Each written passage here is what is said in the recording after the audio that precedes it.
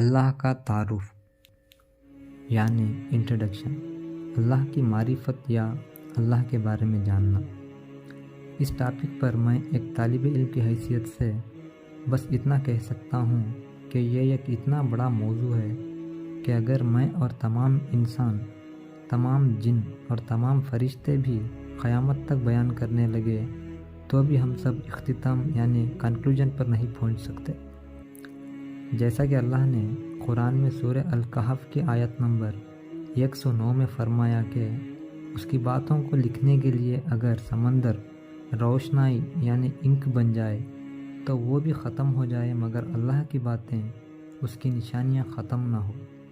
اگرچہ ہم اس سمندر کے ساتھ اسی کے مانند اور سمندر بھی لے آئے تو وہ بھی کافی نہ ہوگا، لیکن وہ اللہ جس کی ہم عبادت کرتے ہیں، جس کی بندگی کرتے ہیں، اس کے بارے میں علم رکھنا ہمارے لیے لازم ہے۔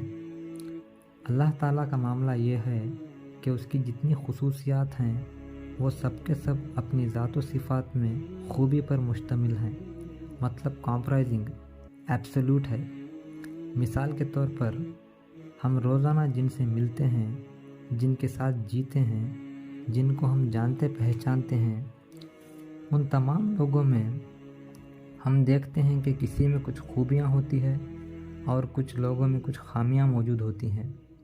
کوئی بھی انسان کمپلیٹ خوبیوں پر نہیں ہوتا اور نہ مکمل خامیوں پر ہوتا ہے۔ یہ استثناء یعنی ایکسکلوژن صرف اللہ ہی کے لیے خاص ہے۔ وہ اپنی ذات و صفات میں پورے جمال و کمال پر مشتمل ہے۔ اللہ ہر کمزوری سے، ہر عیب سے پاک ہے۔ اس کی ہر صفات میں صرف خیر ہی خیر ہے، خوبی ہی خوبی ہے، اور یہ اتنی غیر معمولی بات ہے کہ جو انسان اس کو دریافت کر لے وہ اللہ کی عظمت میں کھو جاتا ہے۔ آج ہم انسان اگر اس دنیا میں موجود ہیں تو وہ بھی اللہ کی مہربانیوں سے، اسی کی خوبیوں سے زندہ ہیں۔ اللہ کی خوبیوں کی ایک مثال میں اس کی مغفرت کے بارے میں بیان کر کے سمجھانا چاہتا ہوں۔ ہم سب جانتے ہیں کہ اللہ بہت معاف کرنے والا ہے۔ اللہ اپنے آخری کلام قرآن مجید میں الگ الگ جگہوں میں اپنی کافی صفتیں بیان فرماتا ہے۔ اس میں ایک صفت یہ اس کی مغفرت کی ہے۔ اس صفت کی خوبی یہ ہے کہ ایک جگہ آتا ہے الغافر، یہ اللہ کا ایک نام بھی ہے اور قرآن کے ایک سورہ کا بھی نام ہے جس کا مطلب فوراً معاف کر دینے والا۔ دوسری جگہ آتا ہے الغفار، یعنی بے حد معاف کرنے والا اور بار بار معاف کرنے والا۔ تیسرا ہے الغفور، بڑا بخشنے والا، بہت درگزر فرمانے والا۔ یہ اللہ تعالیٰ کی صرف ایک صفت کا مختصر سے مفہوم ہے۔ اسی طرح اور سورہ حشر کی آخری آیتوں میں اس کے سبھی اچھے ناموں کے ساتھ اپنی صفتیں بیان کرتا ہے۔ جو کچھ زمینوں میں ہے، آسمانوں میں ہے اور جو کچھ ان دونوں کے درمیان ہے، سب کا خالق، کریٹر اللہ ہے۔ تنہا اسی کی بادشاہت ہے۔ اس کائنات کو بنانے میں اسے کسی کی ضرورت نہیں پڑی۔ وہ بڑا طاقتور، قوتوں والا ہے، ہر طرح کی ضرورت سے پاک ہے۔ اسے کسی کے رائے مشورے کی ضرورت نہیں۔ وہ غلطی سے پاک ہے۔ وہ خود سے زندہ ہے اور ہمیشہ سے زندہ، اور ہر چیز کا نظام چلانے والا ہے۔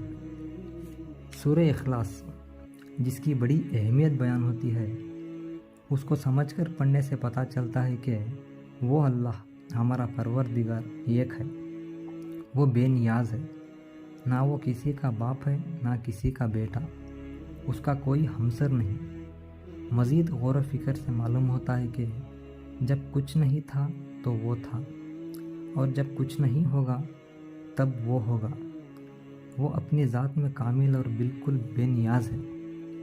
وہ کسی کا محتاج نہیں ہے، سب اس کے محتاج ہیں۔ وہ سب کے لیے سہارا اور سب کے لیے پناہ ہے۔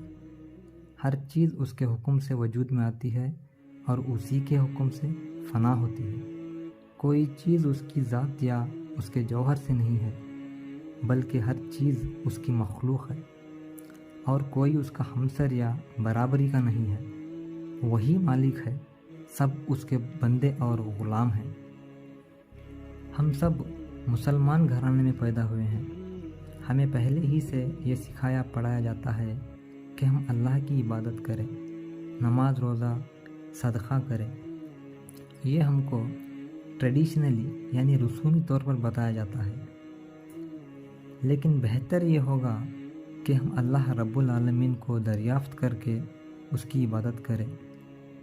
یہ ہم اللہ کی الگ الگ مخلوق جیسے سورج، چاند، تارے، سمندر، پہاڑ، درختوں، پھل پھولوں، جانوروں پر اور ہم خود اپنے آپ پر غور و فکر کرنے سے پتہ چلتا ہے کہ ہم بنائے گئے ہیں اور ہمارا خالق ایک اللہ ہے، تو اسی کی بندگی ہونا چاہیے۔